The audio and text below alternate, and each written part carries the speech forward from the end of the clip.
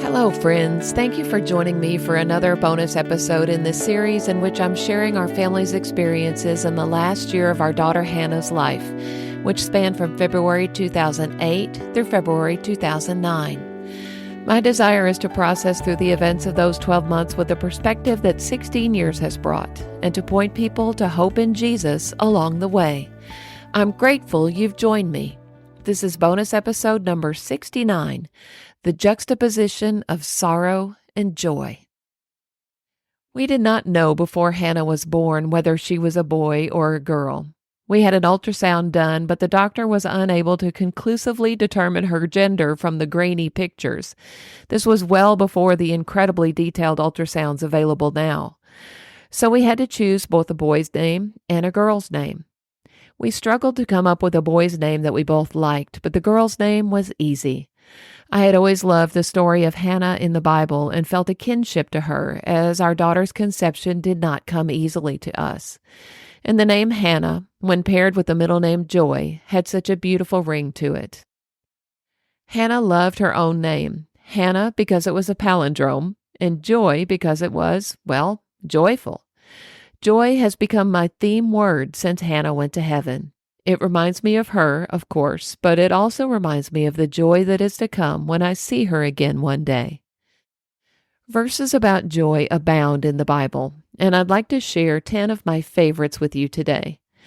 As you listen, I want to draw your attention to how many of these verses have the word joy juxtaposed with grief, tears, trials, affliction, etc. Maybe I'm drawn to verses like that because of my own experience, and that's why these are my favorites.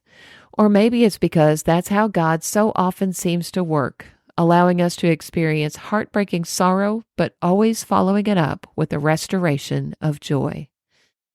Maybe it's also because our capacity for joy expands based on the depth of our sorrow. The greater the sorrow we've experienced in life, the greater our ability to experience true joy. And of course, the joy we experience here on earth is nothing compared with the fullness of joy we will know when we're reunited with Him and our loved ones in heaven one day. So here are 10 of my favorite verses about joy. Number 1. So also you have sorrow now, but I will see you again, and your hearts will rejoice, and no one will take your joy from you. John 16:22. Number 2.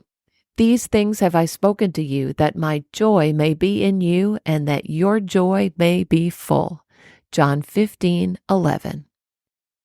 Number 3. He will yet fill your mouth with laughter, and your lips with shouts of joy. Job 8:21. Number 4. For his anger is but for a moment, and his favor is for a lifetime. Weeping may tarry for the night, but joy comes in the morning. Psalm 30:5. Number 5.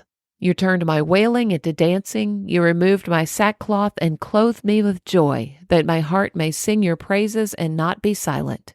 O Lord my God, I will praise you forever. Psalm 30, verses 11 through 12.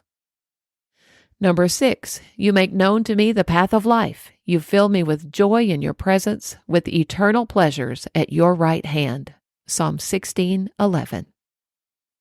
Number 7. Consider it pure joy, my brothers and sisters, whenever you face trials of many kinds, because you know that the testing of your faith produces perseverance. James 1:2-3.